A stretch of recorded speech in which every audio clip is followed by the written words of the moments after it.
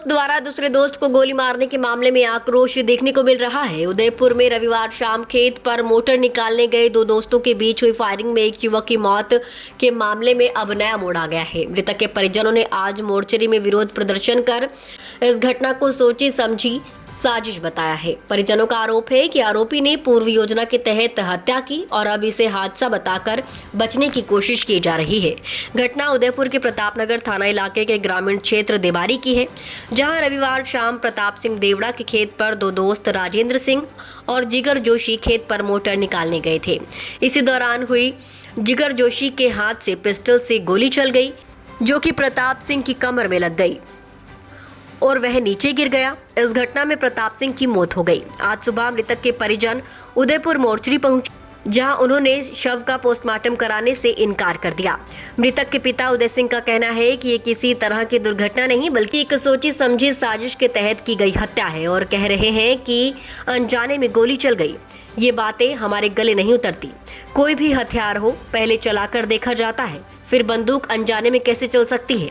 अगर मजाक होता तो सामने होता, लेकिन पीठ पीछे गोली चलाना ये जानबूझकर की गई वारदात है। वहीं राष्ट्रीय राजपूत करनी सेना के जिलाध्यक्ष मांग कर रहे हैं कि पुलिस इस घटना की हर पहलू से जांच करे, सरकारी आर्थिक मदद और मृतक की पत्नी को सरकारी नौकरी देने का लिखित आश्वासन दे। इन मांगों के पूरा होने तक वे पोस्टमार्टम नहीं कराने देंगे।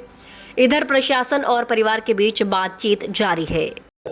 रात को कुएं पे मोटर निकालने के लिए उसके दोस्त को फ़ोन किया तो उसके साथ एक दूसरा और बैठ के आ गया।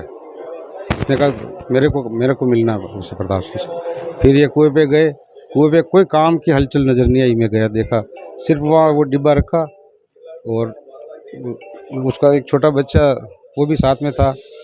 और फतेह सिंह इन्होंने फिर मेरे फ़ोन किया तो वो फ़ोन मेरा चार्ज में लगा हुआ था, मेरे फ़ोन उठाया ही नहीं। मैं सखी चला रहा था, जो सखी की आवाज़ में फ़ोन आया तो मेरे को पता ही नहीं चला। तो फिर सोहन सिंह जी आए कि अर्जेंट हॉस्पिटल चलो। बोले कि हुआ क्या है? अरे एक बार चलो वहाँ। हॉस्पिटल आया तो वहाँ पूछ के वो तो सरकारी हॉस्पिटल ले गए। यहाँ आया तो मैंने कहा मेरे को बताओ तो सही हुआ क्या है। कि बस आप साइन करो, बता रहे हैं साइन करो, बता रहे हैं। फिर पता चला कि बच्चा ख़त्म हो गया। आपको क्या लगता है किस तरह की बात हुई होगी? और बात तो वो कह रहे हैं कि अनजान में लग गई, गलती से लग गई। भाई कोई एक पेन खरीदता है तो वो भी उसको चला के देखता है ना। अनजान में उसने चला के देखी नहीं। वो कह रहा मेरे को पता नहीं था गोली नहीं थी अंदर, तो उसको पता नहीं था तो वो चीज़ उसके पास कैसे आई। कोई चीज़ लेगा तो उसकी वो पूरी तहकीकात करके लेगा, उसके रख रखाव कैसे करना, कैसे चलाना, वो सारी बातें तो वो समझ के ही लेगा, कैसे ले लेगा। ये बात तो वो कह रहा है जो मेरे गले नहीं उतर रही।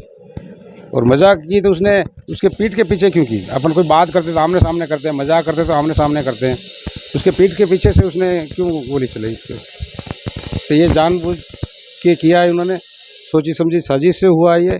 इसमें कोई वो नहीं है कि ऐसा हो गया वैसा हो गया, ये सब किंतु परंतु वाली बातें इसमें कुछ भी नहीं है। ये सोची समझी इनकी साजिश थी और साजिश तक हुआ है। जब उसको रिवाल्वर उसके लाइसेंस शुदा नहीं थी तो वो साथ क्यों लेके आया? उसको यूज करनी थी इसलिए लेके आया साथ, बाकी क्यों लेके आता वो?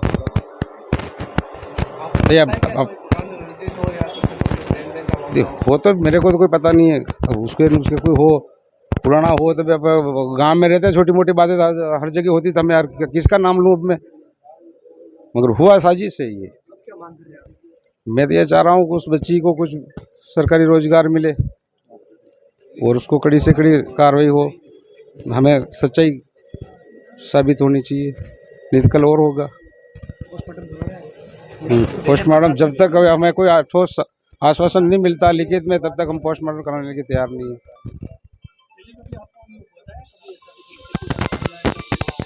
छोटे मोटे तो होते रहते हैं गांव में, अब हमें क्या पता किसे कब क्या हुआ है। छोटी मोटी बातें तो गांव में बच्चे बच्चे होती रहती है, मगर ऐसा कोई खास पता नहीं था मेरे को कि भी। हाँ दोस्त थे, ये सब नहीं थे। राजू दोस्त था इनका, राजू को ही बुलाया था, राजू के साथ वो आया है। उसने कहा कहाँ जा रहा है कि मैं उस प्रताप के कुएं पे जा रहा हूँ। कर प्रताप से तो मेरे भी काम है, ये राजू के कहने से कह रहा हूँ मैं। प्रताप सिंह के ने इसके तो 2-4 साल से तो मैं देख रहा हूँ, पहले हो तो मेरे को ध्यान नहीं। 3 से इसकी शादी से मेरे को पता है कि शादी हुई उसमें ये दोनों साथ थे। आपको नहीं लगता पूरी साजिश से ये पूरा ये जो गोलीकांड जो हुआ, जो साजिश से हुआ है, इस बात को अपन ऐसे नहीं मान सकते हैं कि अचानक हो जाए। अचानक कैसे हो जाएगा भाई? एक पेन लेते हैं अपन तो उसको भी तो करते हैं, चला के देखते हैं तो उसको उसने समझा तो होगा। वो कह रहा कि ऐसे चल गई, मेरे को पता नहीं था तो नीचे चला के देख लेता ना। उसके स्टिक से गोली मारी है। और मैं तो यही चाहता हूँ कि उसका भविष्य क्या है, अब उसकी उम्र क्या है, उसकी ज़िंदगी का क्या होगा, इसलिए उसके लिए कुछ व्यवस्था हो जाए तो। और नहीं होती है तो एक बच्चा है, वो बच्चा खुद कह रहा है कि मेरे पापा के यह हमारी है, मेरे पापा गिर गए और उनकी आंखें निकल गई, फिर हॉस्पिटल लेके गए। फिर मैं वो सुबह उसने बताया कि यहाँ पापा के वो यूं बंदूक मारी हुई, और फिर वो बंदूक ले जाके और वहाँ छिपाई। उसने मेरे को उंगली से बताया कि यहाँ छिपाई है। हाँ, वो छोटा बच्चा साथ में था, 3 साल का बच्चा साथ में था।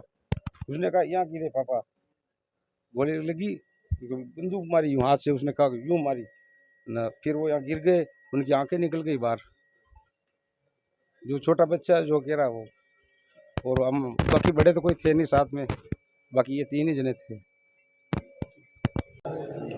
देखिए, जिस तरह की जो घटना हुई है, इसकी जानकारी मुझे कल शाम को 7 बजे मिली। मैं इस घटना की कड़ी निंदा करता हूं, और जिस तरह से आज जो प्रोपेगेंडा चलाया जा रहा है कि ये गलती से हो गया, ये बिल्कुल ही गलत है, सोची समझी साजिश है। इस तरह से गलती किसी से होती नहीं है।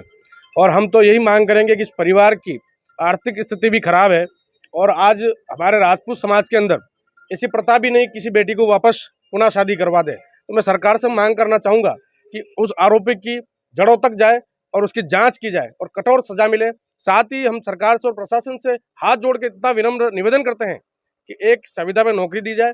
साथ ही जो प्रधानमंत्री जी के तहत एक योजना आती है 2 लाख रुपए की, वो एक पीड़ित प्रतिकर के तहत 5 लाख रुपए जो मिलते हैं, वो राशि इनको परिवार को सौंपी जाए और हमें आश्वस्त एक लेटर पैड पे किया जाए, तभी हम समान जन यहाँ से पुनः लौटेंगे। अन्यथा जब तक हमारी मांगे पूरी नहीं करेंगे, जब तक हटेंगे नहीं। और ये मांगे कोई बड़ी बात नहीं, इजी गोइंग मामला है, शासन प्रशासन 2 मिनट में इसको निपटा सकता है। और जो घटना घट गई उसका तो अब क्या हो सकता है, पर आरोपी का घर भी ध्वस्त किया जाए। साथ ही इस तरह की घटना आए दिन होती जा रही है, तो मैं प्रशासन से भी अपेक्षा करता हूं कि एक ऐसा मुहिम चलाए। आए दिन इस तरह की घटना होती, कब तक हम लोग हमारे भाइयों को, बहनों को, बेटों को कब तक खोते रहेंगे? ये घटनाएं आज हो जाएगी, कल वापस हम सब चले जाएंगे। पर इस घटनाओं को रोकथाम करने के लिए प्रशासन को कड़ी मुहिम चलानी पड़ेगी, और प्रशासन को हम भी सहयोग करेंगे। साथ ही समाज के लोग, सर्व समाज के लोग, कि प्रशासन इस तरह की मुहिम चलाए और इन लोगों के ऊपर कार्रवाई हो। हम यही चाहते हैं।